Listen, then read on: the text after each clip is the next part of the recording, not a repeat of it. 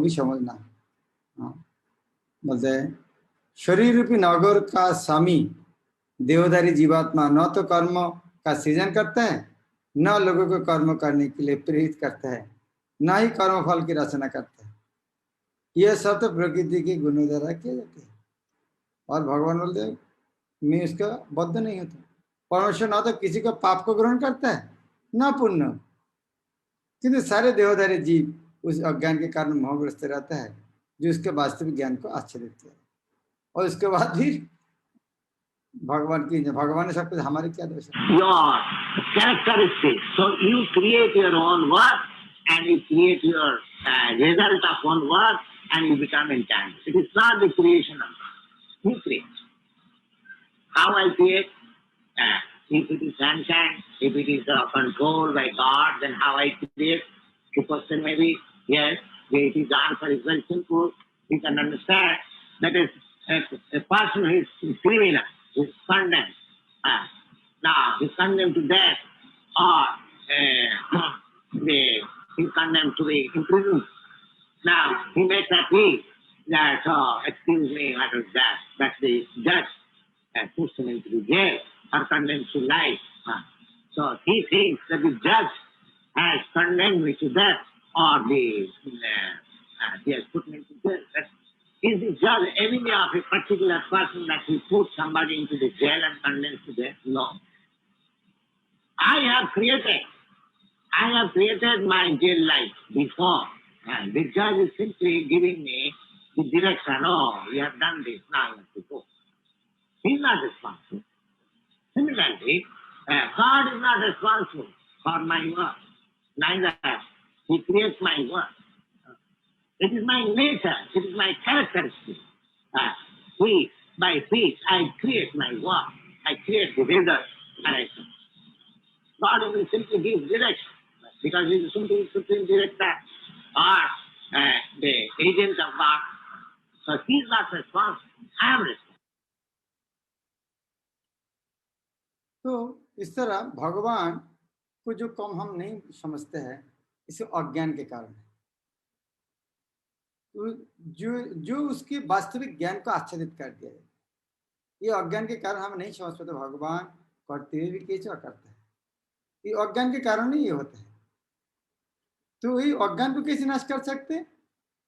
ज्ञानेन तो अज्ञानम जिशाम नशिमात्मन तेषाम आदित्य ज्ञानम प्रकाशते तथा।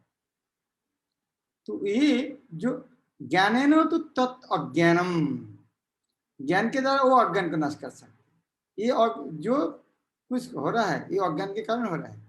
हम पहले भी चर्चा किया है। जो कष्ट भोगने के कारण पाप कर्म की करते हैं अज्ञान के कारण है। तो अज्ञान होता है जीव के सबसे बड़ा शत्रु। तो ज्ञानेन तो अज्ञानम, वो अज्ञानम को क्या करना चाहिए? नाशितम, नाश करना चाहिए। जो अज्ञान को नाश करना चाहिए। ज्ञानेन किसके द्वारा? ज्ञान के द्वारा। तो वो तत्ज्ञान, वो ज्ञान को, वो जो तत्व अज्ञान, जो अज्ञान है जैसा उसको नाशितम आत्मनो, जीव को क्या करना चाहिए? नाश करना चाहिए तत् अज्ञानम, वो अज्ञान को। कैसे? ज्ञान के द्वारा। तो कैसे? उसके उदाहरण देता है। तेषाम आदित्य ज्ञानम प्रकाशित तत्पर, ये उदाहरण देता है।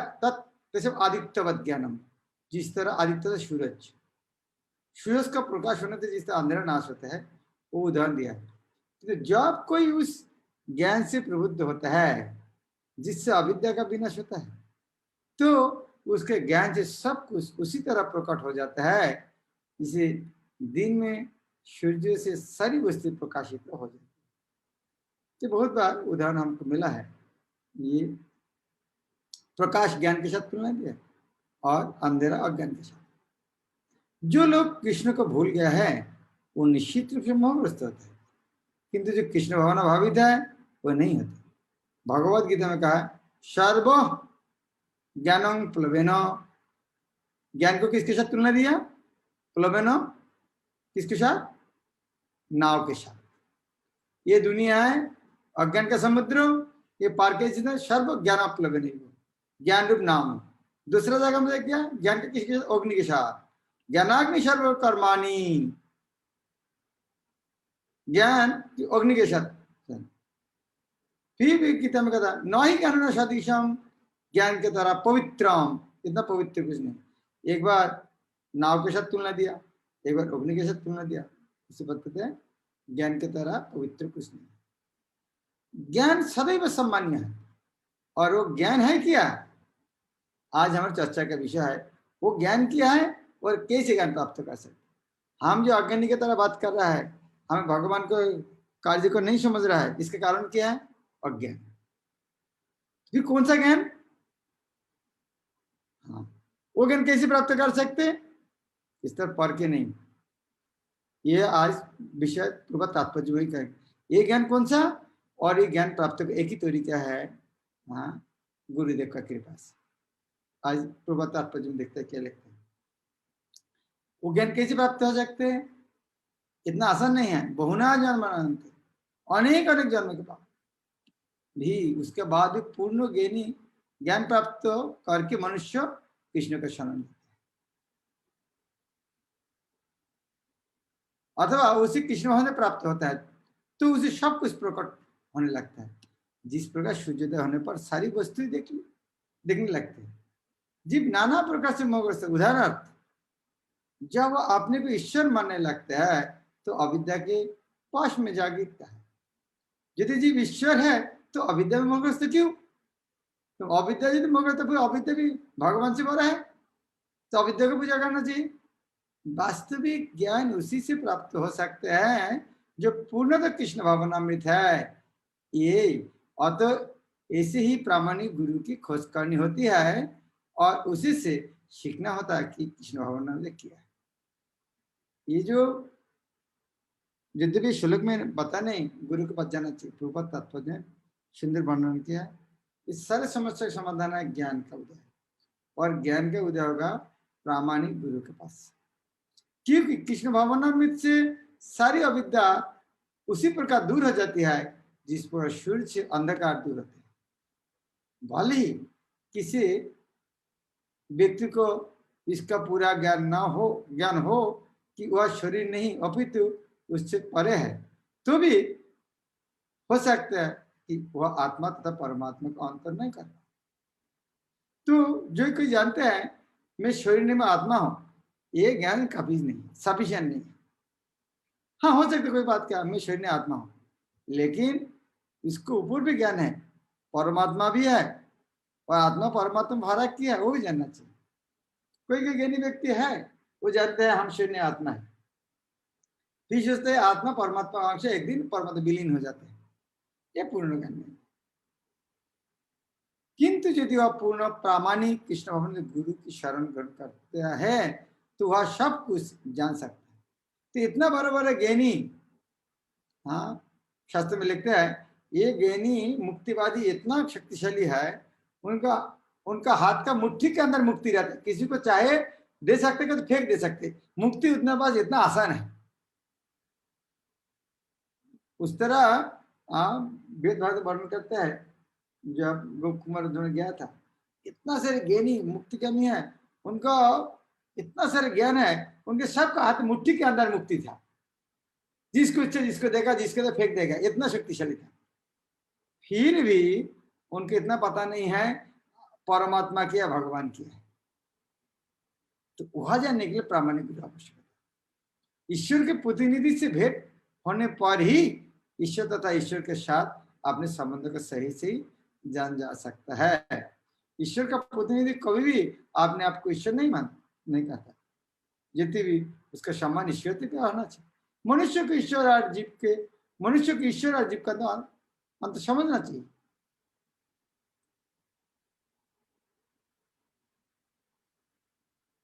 ये जो जीव है बहु, और भगवान है चतुरश्चेतना नाम और नित्य नित्यान। भगवान भी एक व्यक्ति है, ये अतीत में था, भूतकाल में था, अभी भी है, भविष्य में रहेगा। ये अज्ञान के कारण ये नहीं देख पाते हैं। क्यों? बहुत सुंदर उदाहरण, रात्रि के समय अंधेरा में जिस तरह सब एक ही तरह के लगते हैं, जब अंधेरा होता है कुछ दिखाई नहीं देता, कोई ये सोना कि चांदी कि मिट्टी के ढेला, अंधेरे पता ही नहीं चलता सोना की चांदी है कि मिट्टी है पत्थर है, क्यों नहीं पता चलता है? अंधेरा है। किंतु दिन में सूर्य के उदय होने पर सारी वस्तु अपने अपने वास्तविक स्वरूप में देखते हैं। आध्यात्मिक जीवन में दृष्टि को पहचान ही वास्तविक ज्ञान है। आध्यात्मिक जीवन में इस तरह भगवान भी एक व्यक्ति है, हम जिस तरह व्यक्ति है भगवान भी इस तरह व्यक्ति है, इस तरह जानना चाहिए। तो जब जानते हैं तब क्या करता है?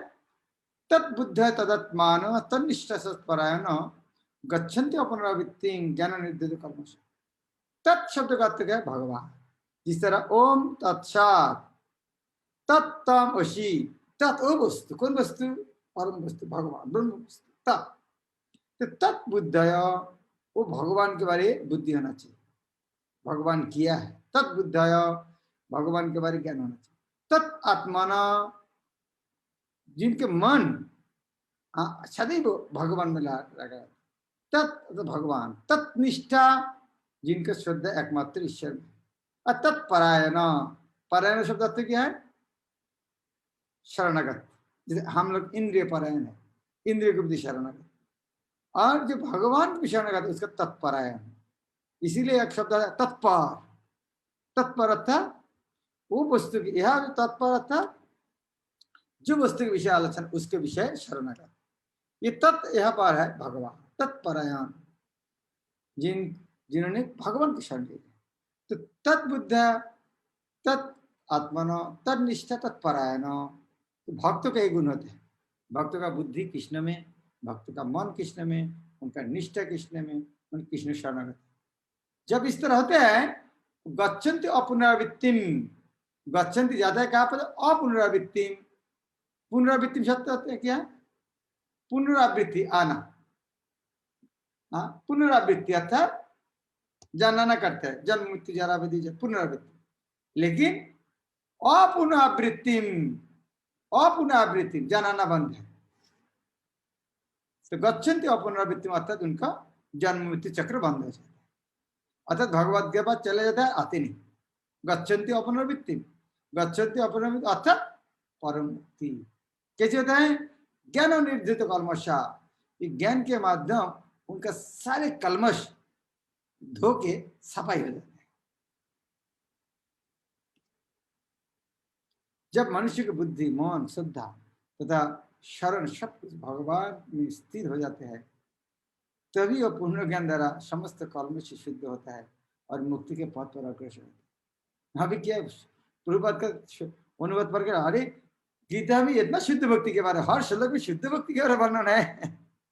हम तो सुने कर्म योग है, ये ज्ञान योग है, ये शून्य योग है, लेकिन प्रभुपाद जो व्याख्या कर हर श्लोक हर लाइन शुद्ध भक्ति के बारे में। तदात्मना तन्निष्ठा सत्परायण, अरे ये कर्म शून्य में शुद्ध भक्ति है।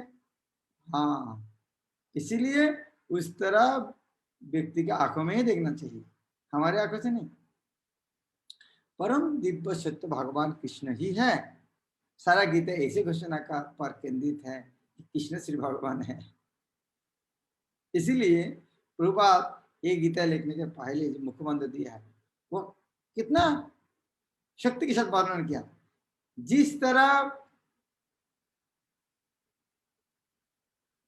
शहद पीने के लिए ढक्कन खोलना पड़ेगा,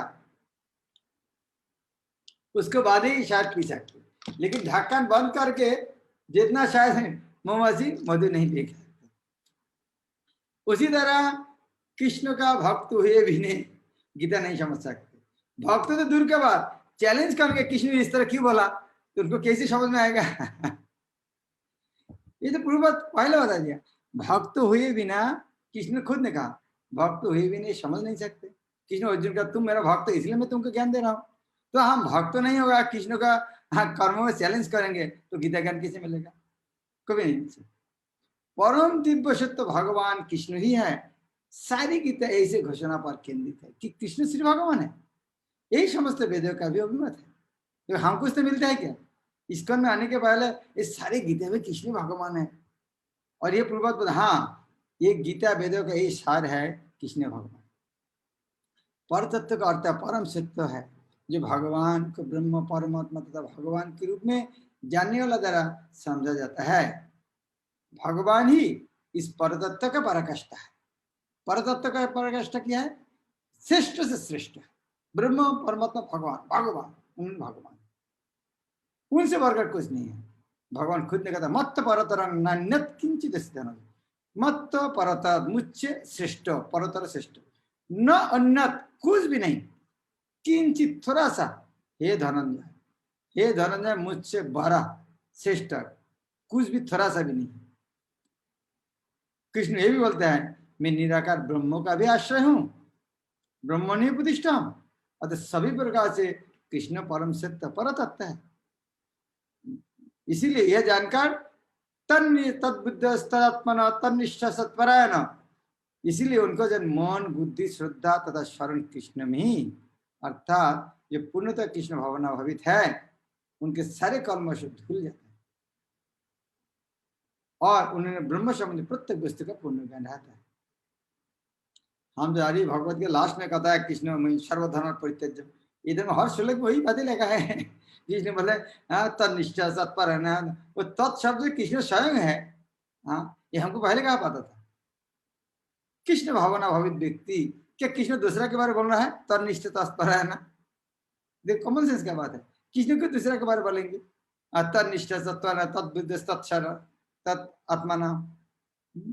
कृष्ण भावना भावित व्यक्ति यह भली भांति समझ सकता है कि कृष्ण में द्वैत है, एक साथ एकत्व तथा भिन्नता है, और ऐसे दिव्य ज्ञान से युक्त होकर वह मुक्ति पथ पर सुस्थिर प्रगति कर सकता है। सुस्थिर प्रगति अर्थात क्या है? प्रगति करके वहां से आएगा नहीं, स्थिर रहेगा। सुस्थिर प्रगति अर्थात आगे जाकर पीछे हटेगा नहीं। जिस तरह एक स्लीपरी बेम्बू है, इसके बंदर छलांग लगाता है फिर गिरता है, फिर छलांग लगाता है गिरता है। लेकिन भगवत भक्त उस तरह नहीं, जो छलांग लगाता है उधर वो चिपक जाता है, फिर वहां से ऊपर छलांग लगाता है। तो सुस्थिर, इसका तो सुस्थिर प्रगति, जहां जाता है वहां नीचे नहीं गिरता। तो जब इस तरह ज्ञान, पहले पता है कि अज्ञान के कारण समस्या है, ज्ञान प्राप्त होना चाहिए, ज्ञान गुरु से आता है। वो गुरु कौन सा ज्ञान देते हैं? वहां भी हम चौथे अध्याय में पढ़ा था, 34 नंबर श्लोक। क्या श्लोक था? तद विधि प्रणिपातन परिदर्शन। तो गुरुदेव कौन सा ज्ञान देता है? 35 नंबर श्लोक में गुरुदेव जो ज्ञान देता है उसका तो हर जगह को भगवान का दर्शन कर सकते, 35 नंबर श्लोक आते हैं। तो वो बात ये भी इधर में भी वही बात है, विद्या विनय संपन्ने ब्राह्मण को हस्तिनी सुनी चाहिए शापा के चा पंडित समदर्शिनी। वो जब इस तरह ज्ञान मिलते हैं तब विनम्र साधु पुरुष अपने वास्तविक ज्ञान के कारण एक विद्वान तथा विनीत ब्राह्मण गाय, हाथी, कुत्ता तथा चंडाल को समान दृष्टि से देखते हैं। समान दृष्टि देखना अर्थ क्या है? समान दृष्टि में देखना है, हाँ, उनको देखता है, उनका अंदर, सबके अंदर आत्मा परमात्मा। समान सी दृष्टि से देखना नहीं, आदमी को देखेगा अरे कुत्ते का तरह 4 पैर हो गया है, इस तरह देखते हैं क्या? समान दृष्टि, अरे कुत्ते को 4 पैर तो आदमी को 4 पैर ही देखेंगे, ये समान दृष्टि हो नहीं। समान दृष्टि आध्यात्मिक। कृष्ण भगवान में व्यक्ति जोनि या जाति में भेद नहीं मानता है, तो ये शरीर को नहीं देख रहा है। सामाजिक दृष्टि से ब्राह्मण तथा चंडाल भिन्न भिन्न हो सकता है, अथवा जोनि के अनुसार कुत्ता, गाय तथा हाथी भिन्न हो सकता है, किंतु विद्वान योगी की दृष्टि में ये शरीरगत भेद अर्थ नहीं। इसका कारण परमेश्वर से उनका संबंध है, और परमेश्वर परमात्मा रूप में हर एक के हृदय में स्थिर है। परम सत्य का ऐसा ज्ञान वास्तविक, इसका जसत्व ज्ञान है। जहां तक विभिन्न जोनिया या विभिन्न जोनि में शरीर का संबंध है, भगवान सब पर समान रूप से दयालु है, क्योंकि प्रत्येक जीव को अपना मित्र मानते हैं। फिर भी जीवों की समस्त परिस्थितियों में वे अपना परमात्मा स्वरूप बनाए रखते हैं। परमात्मा रूप में भगवान चंडाल तथा ब्राह्मण दोनों में उपस्थित रहता है, यद्यपि इन दोनों के शरीर एक से नहीं होते, शरीर तो प्रकृति के गुणों के द्वारा उत्पन्न हुआ है, किंतु शरीर के भीतर आत्मा परमात्मा समान आध्यात्मिक गुण वाला है, परंतु आत्मा तथा परमात्मा की यह समानता उन्होंने मात्रात्मक दृष्टि से समान नहीं बनाती, क्योंकि बेष्टि आत्मा किसी विशेष शरीर में उपस्थित। ये एक्चुअली कठिन भाषा लग रहा है। ये इसका अर्थ है क्वालिटेटिव क्वांटिटी डिफरेंस। प्रभुपाद जो बोलना चाहते हैं इंग्लिश में क्लियर शब्द है, अर्थात वो क्या देखते हैं, परिमाणगत रूप से नहीं, गुणात्मक रूप से सभी सच्चित आनंदमय, तो वो दृष्टि में देखते हैं, शरीर को नहीं देखते। ये जो विद्या विनय ज्ञानवान व्यक्ति विद्या विनय ब्राह्मण गावी हस्ती सबको कौन सा दृष्टि में देखते हैं, आत्मा के रूप में देखते हैं कि आत्मा परमात्मा दोनों सच्चित आनंद, वो दृष्टि में देखते हैं। ये ज्ञान प्राप्त होते हैं, गुरुदेव यही ज्ञान देते हैं, इसीलिए दिव्य ज्ञान निधि प्रकाश। और ये जो ज्ञान लाभ होते हैं तब क्या होता है उनका, जिस तरह अर्जुन दूसरा अध्याय में जो इस तरह ज्ञान प्राप्त उनके लक्षण किया है, स्थिति का भाषा किया है, किससे चलते हैं बोलते हैं। फिर यहाँ उसको वो जो ज्ञान तब क्या होता है, यही तो जितो सर्गो जिशंग स्थान में स्थित मनो निर्दोषंग समं ब्रह्म तस्मात् ब्रह्मणि स्थित।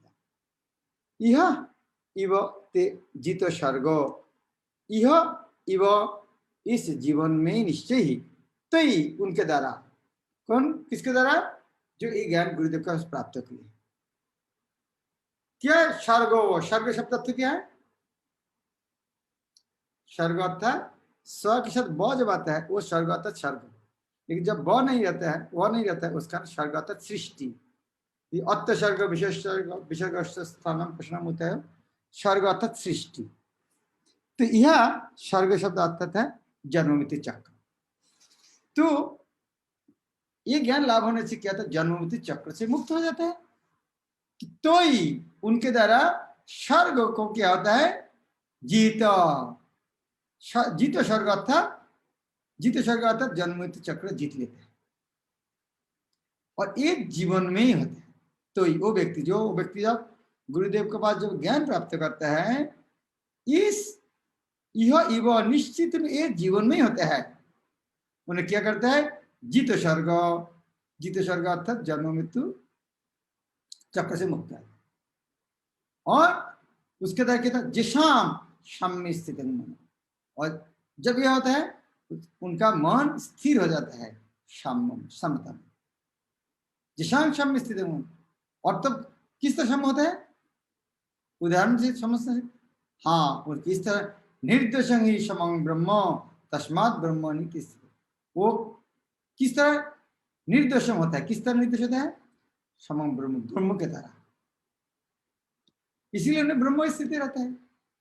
जिनके मन एकत्व तथा समता में स्थित है, जिन्होंने जन्म तथा मृत्यु के बंधन के पहले ही जीत लिया है, वो ब्रह्म के समान ही निर्देश है और सदा ब्रह्म में ही स्थित रहता है। जैसे कि ऊपर कहा गया है कि मानसिक समता आत्म साक्षात्कार लक्षण है। तो आत्म साक्षात्कार का लक्षण क्या है, मानसिक समता। इस श्लोक में क्या कहता है, अति समता। किस तरह समता है, निर्दोष, ब्रह्म का तरह निर्दोष है।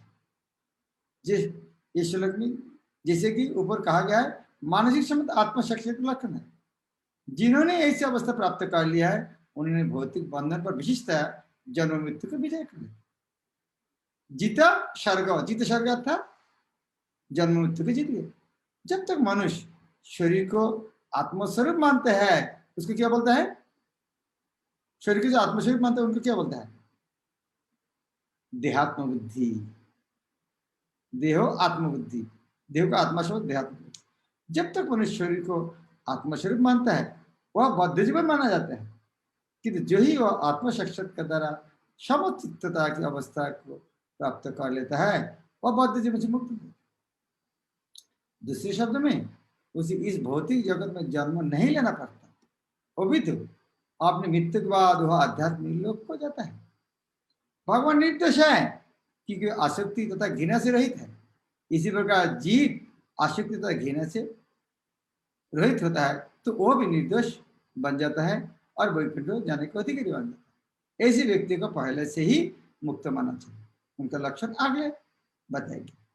निर्दोष शब्द का अर्थ क्या है? यहाँ पर आसक्ति और घृणा से मुक्त है, ये निर्दोष है। आपको कोई जगह पर आसक्ति नहीं की, घृणा नहीं करता है, आपको कौन दोष दे सकते हैं?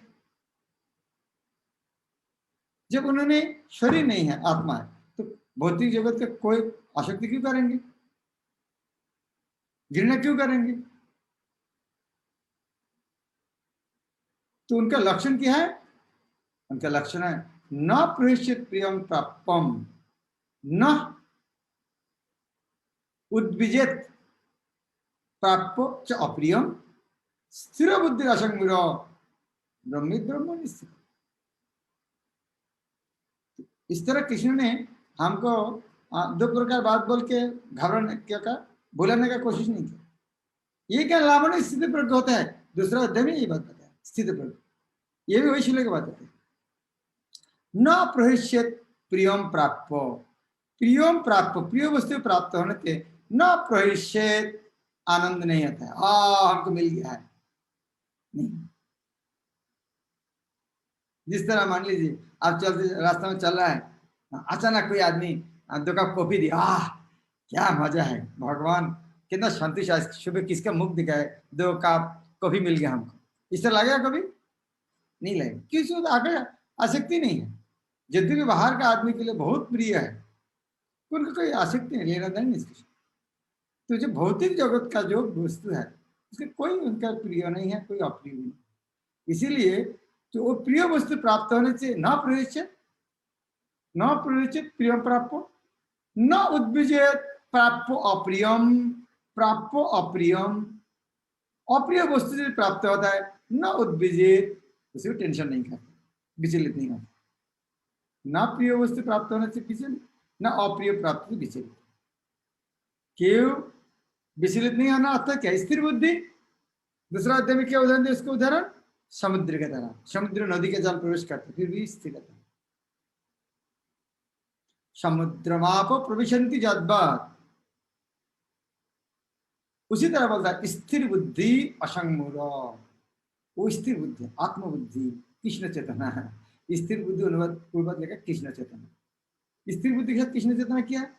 क्योंकि पूर्वत जानते हैं कृष्ण चेतना हुए भी स्थिर बुद्धि नहीं हो सकती, इसलिए डायरेक्ट ने पूर्वत लेकर दी स्थिर बुद्धि अर्थात कृष्ण चेतना। असंग मुरा, मुरा नहीं है, मोह से रहित, संशय रहित, ब्रह्मवीद, बीत अर्थात ज्ञानी, ब्रह्मवीद जो ब्रह्म को जानते हैं, अर्थात परम भगवान को जानते हैं, इसीलिए ब्रह्मनि स्थित, ब्रह्म में स्थित, जो न तो प्रिय वस्तु को पाकर हर्षित होता है और न अप्रिय को पाकर विचलित होता है। जो स्थिर बुद्धि है, जो मोह रहित है और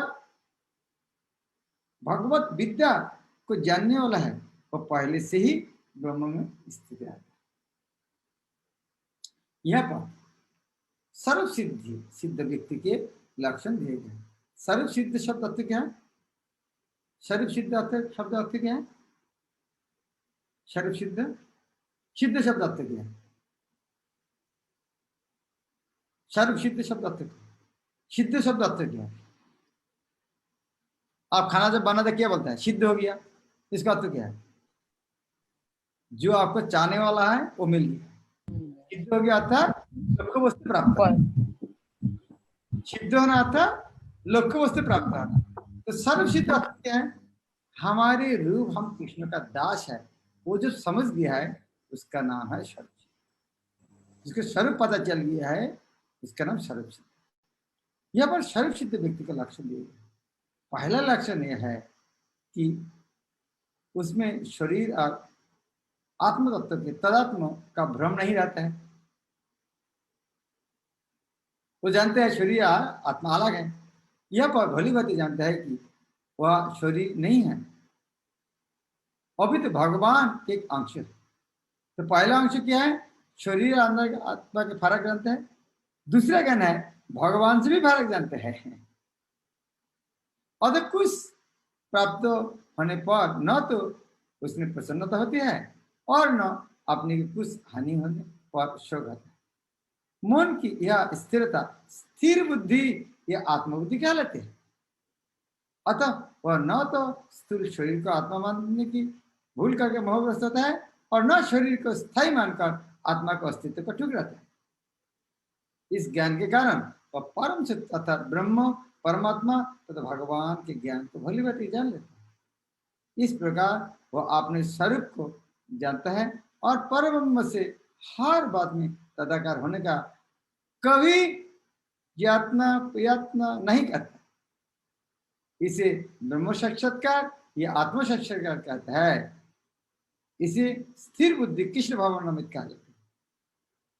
अर्थात रूपात अलग अलग भाषा में क्या समझाना चाहता है?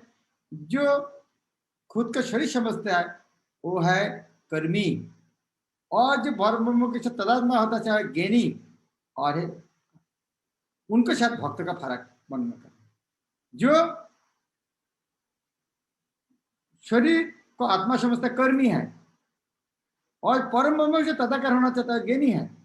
ये दोनों से भक्त श्रेष्ठ है।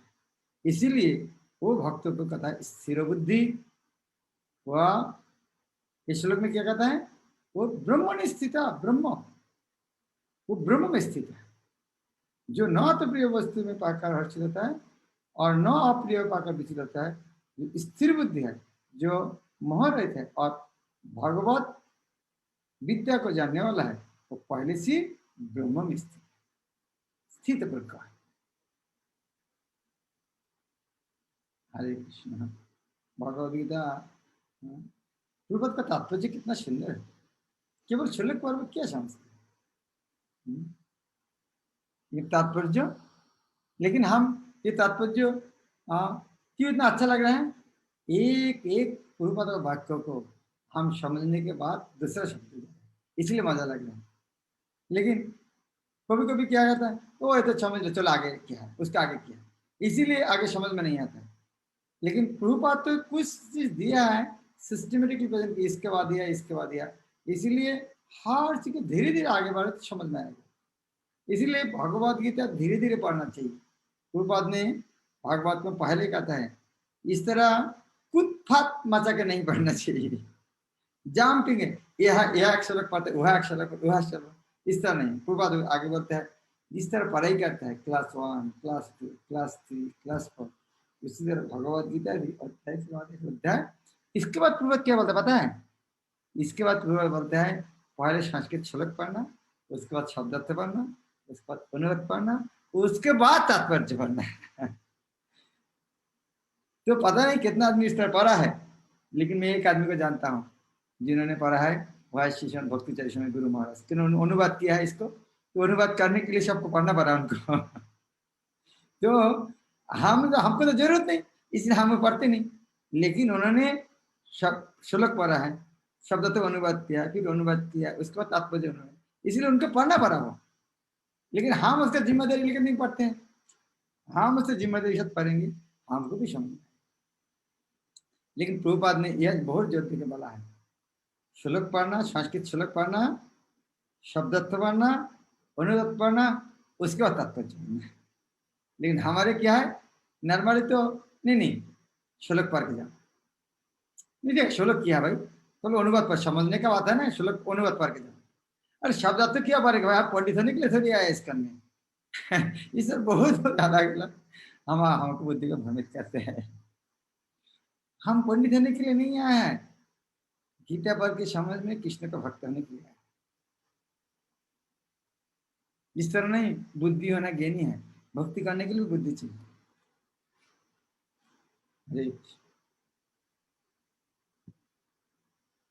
ओके, बहुत हाथ होता है।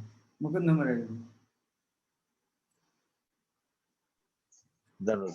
नहीं, जैसे आप बता रहे हैं महाराज, गुरु महाराज ने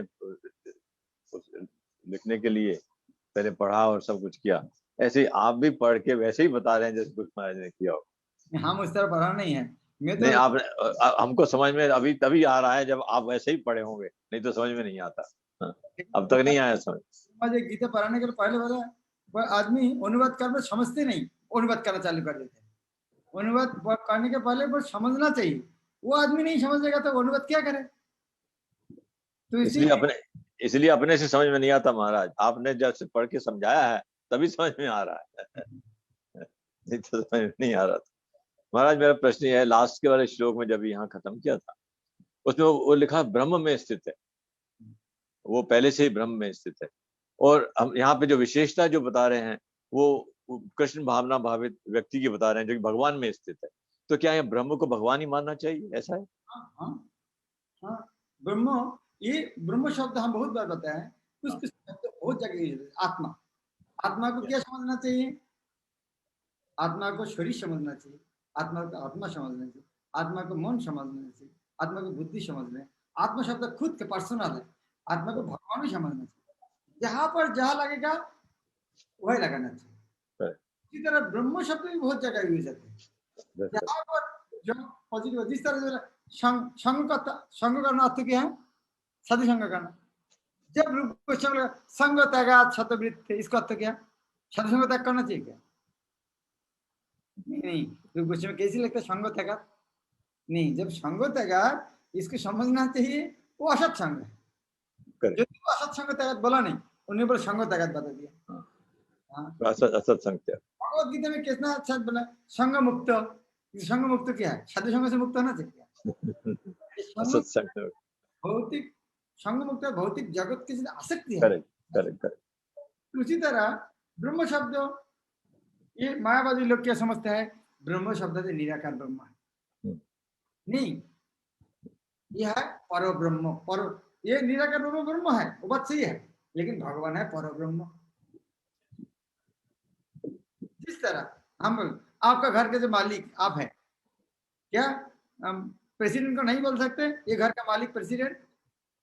नहीं बोल सकते?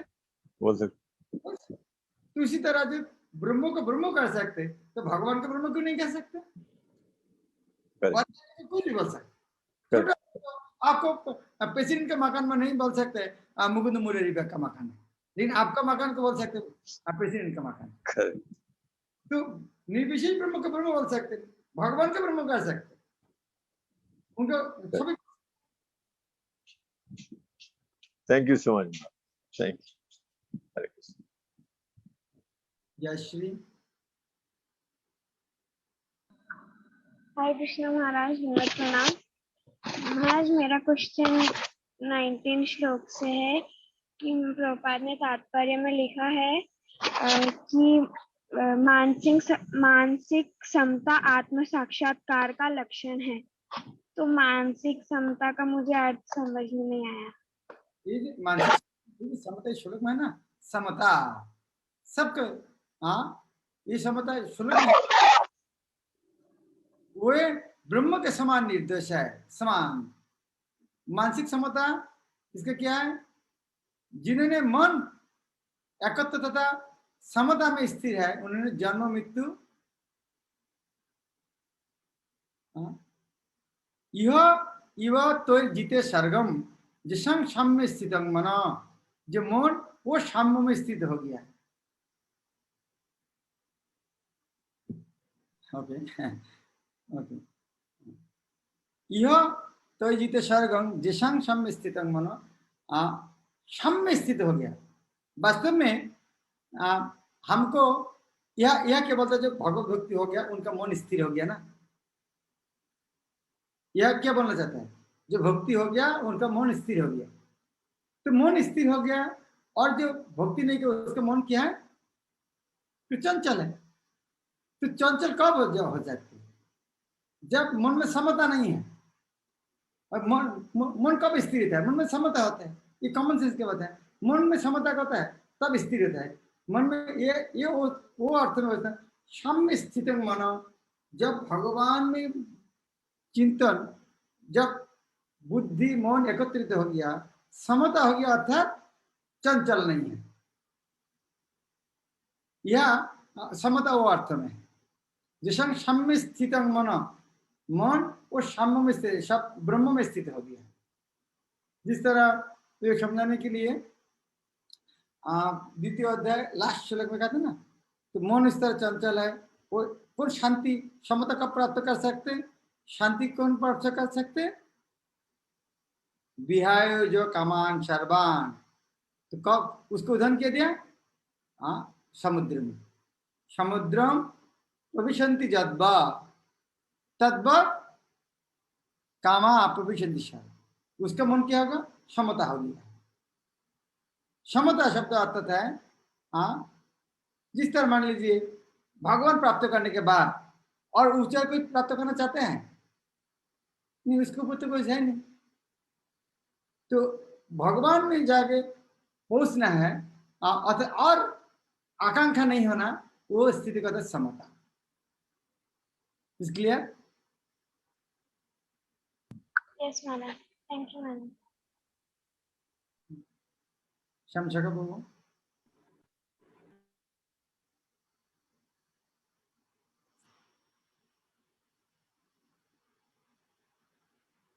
आपको म्यूट है। कृष्ण महाराज जी, आवाज आ रहा है?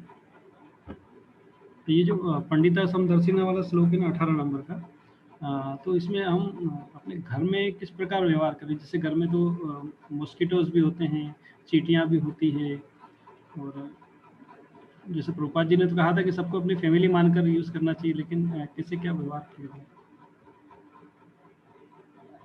तो फैमिली बनाने के पहले भागना चाहिए, फैमिली होने नहीं देना चाहिए। कॉकरोच फैमिली मेंबर कब बनेगा? जो गंदा रहेगा तो फैमिली मेंबर बनेगा, तो मुश्किल होता है। तो फैमिली मेंबर बनाना ही नहीं चाहिए, साफ सुथरे इस तरह रहना चाहिए, वो फैमिली मेंबर बने नहीं सकते हैं। लेकिन ये बात सही है, जिस तरह भगवान का मंदिर में मकड़ी जाला हुआ है, तो चलो है भगवान का अधिकार है, मकड़ी का अधिकार है, इसका नहीं समझना। मकड़ी का जाला है भगवान, हाँ आपका घर आप नहीं, लेकिन ये भगवान का मंदिर है। भगवान का मंदिर में चूहा का भगवान का अधिकार समान नहीं होना चाहिए। और चूहा नहीं, जो भोग लगाते हैं, कोई कोई जगह में इतना चूहा आता है, भगवान को भोग लगाते हैं, चूहा के खाते हैं। इस तरह नहीं होना, उस तरह अशुचि नहीं होना चाहिए। वो प्रवेश करना चूहा, चूहा नहीं आता, मुखिया के नहीं बैठ सकते। Thank you so much.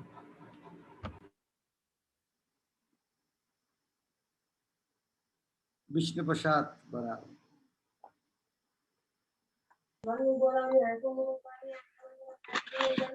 हरे कृष्ण महाराज, दंडवत प्रणाम महाराज। ये 17 श्लोक या 18 में हमें, जिसने अपने स्वरूप में स्थित रहा वही विद्वान या कहा जाता है, और जो आत्मा स्वरूप में स्थित नहीं है वो मूढ़ है, ये बोला गया है।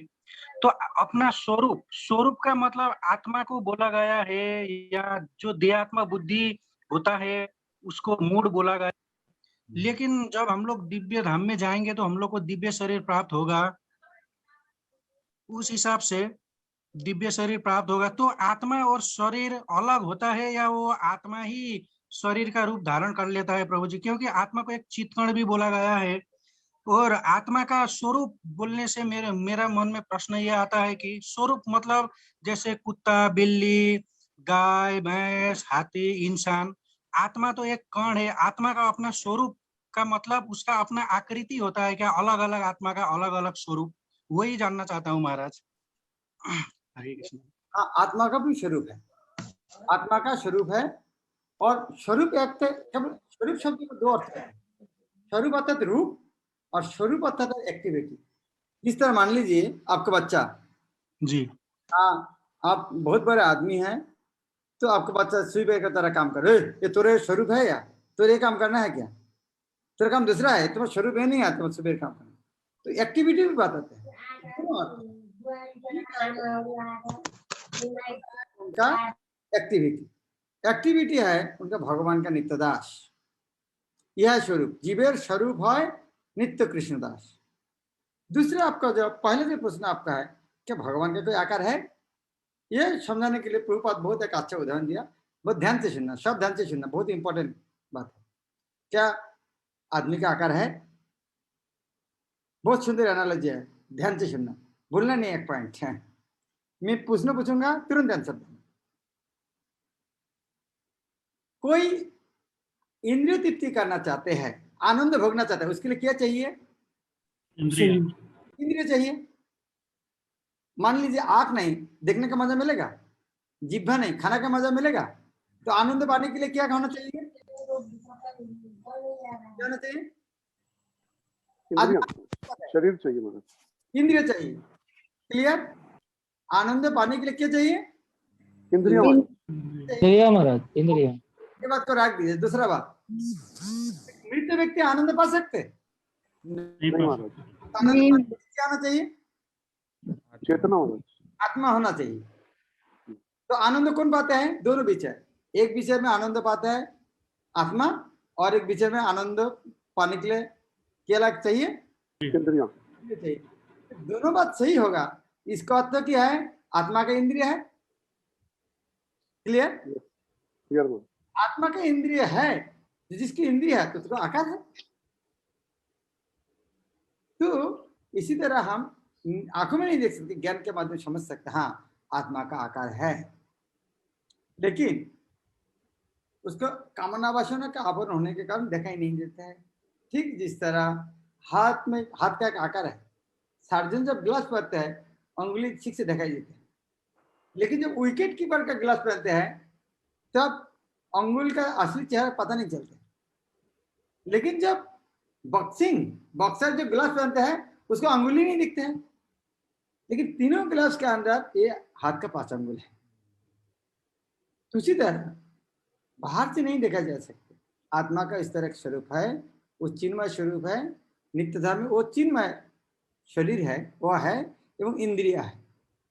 ये हम भौतिक इंद्रिय से नहीं कल्पना कर सकते। अचिंत जो खोलू भवा न तंग स्तर के न जुझे, ये अचिंत है, ये हमें हमारे जड़ इंद्रिय से हमें नहीं समझ सकते। जिस तरह एक साइंटिस्ट मान लीजिए 9 करोड़ 30 लाख मील दूर से सूरज का किरण आने पृथ्वी में 8 मिनट टाइम लगता है, तो 1 मिनट में कितना जाता है कैलकुलेशन हो सकते हैं। 1 सेकंड में कितना जाता है ये भी कैलकुलेशन हो सकते हैं। लाइट को जाने 1 किलोमीटर जाने कितना टाइम लगते हैं, और लाइट को गति 1 फुट जाने कितना टाइम लगते हैं। हाँ टाइम है, हम कैलकुलेट नहीं कर सकते, लेकिन टाइम है, कैलकुलेशन कोई ना कोई कर पाएंगे उनको। ये हम बुद्धि से कर सकते, लेकिन हमें प्रमाण करके नहीं देख सकते इस तरह हम कर सकते, लेकिन बुद्धि से हाँ इस तरह हो सकता। क्लियर? जी प्रभु जी। और मेरा इसमें और एक प्रश्न ये है कि, और मैंने भक्त का लेक्चर में ये भी सुना है कि बहुत भक्त लोग बोलते हैं कि हम लोग का स्वरूप कुछ भी हो सकता है। तो उस हिसाब से कुछ भी हो सकता है कि मतलब जैसे कि इंसान, पशु पंछी, पेड़ पौधा, ये कुछ भी हो सकता है। उस हिसाब से हम लोग का स्वरूप नित्य तो नहीं हुआ, क्योंकि हम लोग कुछ भी हो सकते हैं, या हम लोग का जो स्वरूप फिक्स होता है उसी में हम लोग स्थित होते हैं। ये बात थोड़ा क्लियर कर दीजिए महाराज। हाँ कुछ भी हो सकता है, अर्थात हमारे जो स्वरूप वही स्वरूप मिलेगा, हमको पता नहीं कौन सा, इसीलिए कुछ भी हो सकता है। इसका तो कुछ भी हो सकता है, अर्थात हमें पता नहीं हमारा कौन सा रूप है। हमें अभी कोशिश करेंगे मोर के तरह एक पैर में डांस करेंगे, लेकिन हमें दूसरा हो गाय बन सकता है जाके। तो हमारे कुछ भी हो सकते हैं, अर्थात हमारे स्वरूप कौन है हमें पता नहीं है, लेकिन वो भगवान को वो छोड़ना चाहिए, उसको वो डिमांड करना भक्त का लक्षण नहीं है। जिस तरह आपको कोई नौकर है, आपके पास कोई डिमांड करेगा, वो नौकर आपको अच्छा नहीं लगता, लेकिन आपको सेवा करेगा, कुछ डिमांड नहीं करेगा, आप उनको कुछ भी दे सकते। लेकिन जो डिमांड करता है तो आपको उनको प्रेम करने की इच्छा नहीं करता। तो भक्त तो उस तरह देखते ही नहीं है हमारे स्वरूप किया है कि हमें तो जो भी हमको कृष्ण की सेवा करना है। ठीक है जी जी महाराज, हरे कृष्ण। श्री माता जी।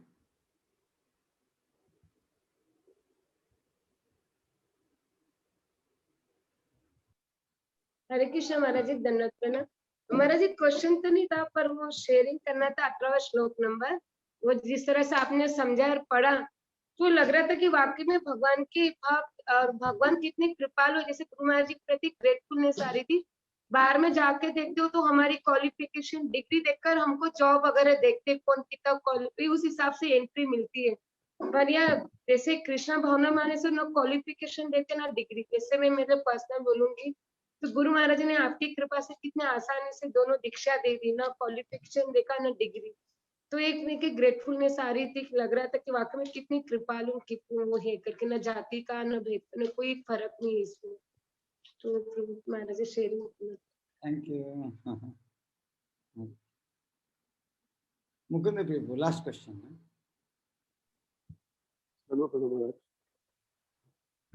महाराज ये जो श्लोक था, विद्या विनय संपन्न ब्राह्मणे कवि हस्तिनी, एक विद्वान व्यक्ति का बताया वो किस तरह से देखता है। तो महाराज ये जो भक्तों के 3 स्तर हैं, कनिष्ठ अधिकारी, मध्यम अधिकारी, उत्तम अधिकारी, इनमें से किस प्रकार के भक्त की दृष्टि होनी चाहिए? होनी तो तीनों की चाहिए, लेकिन एक्चुअली किस तरह का भक्त इसे इस तरह से देखता है?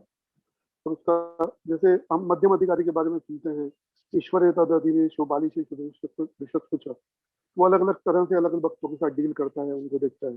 तो एक्चुअली एक भक्त की सही दृष्टि क्या है और यहाँ पे किस प्रकार के भक्त का वर्णन है? वो जिसको जो सम्मान है, जिस तरह मान लीजिए प्रधानमंत्री विभाग में आया कोई, उनका साथ में पीएन आया, दोनों को एक ही जगह सम्मान होना चाहिए क्या? नहीं होगा।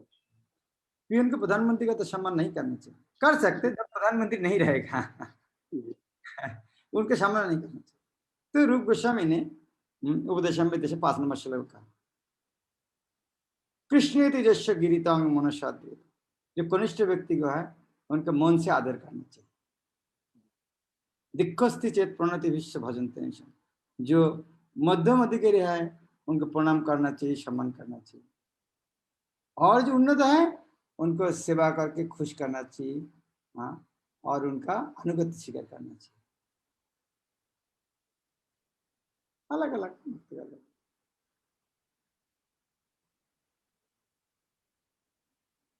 ठीक है ना। दूसरा आप कुछ दूसरा बोलना चाहते हैं? मतलब मेरा प्रश्न था, ये जो विद्या विनय संपन्न ब्राह्मण है, जो विद्वान व्यक्ति है, जो कुत्ता चंडाल ब्राह्मण सबको एक दृष्टि से देखता है, वो आपने बताया वो आत्मा के लेवल पर, उनके अंदर जो आत्मा है उस लेवल में देखता है। तो और आपने ये भी बताया कि वो किस तरह से डील करता है उनके साथ। तो ये जो श्लोक है ये किस प्रकार, किस लेवल के भक्त का वर्णन कर रहा है? मेरा तो ये प्रश्न है। अच्छा, वो आपको ये बस उत्तम अधिकारी भक्त है। जी महाराज, आपको ये दृष्टि के ये जो उत्तम अधिकारी हैं वो सबको वो दृष्टि में देखते हैं। जी महाराज, जी महाराज। हाँ, आपको अच्छा, आपको ही पूछना, ये जो विद्या विनय समय जो उत्तम, अभी जो श्लोक के जो वर्णन हो रहा है वास्तव में शुद्ध भक्ति का वर्णन हो रहा है।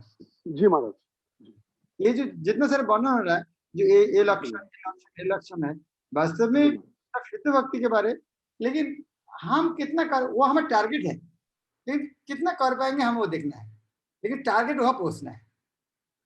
तो जब ये बोला है भक्त का लक्षण नहीं, इसका अर्थ है टॉपमोस्ट वाला है जहां हमें पहुंचना है, शुद्ध भक्ति का लक्षण।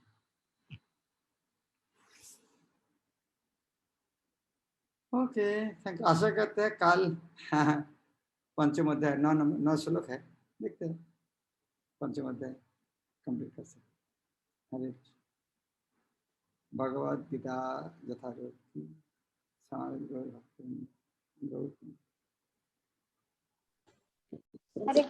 हरे कृष्ण महाराज,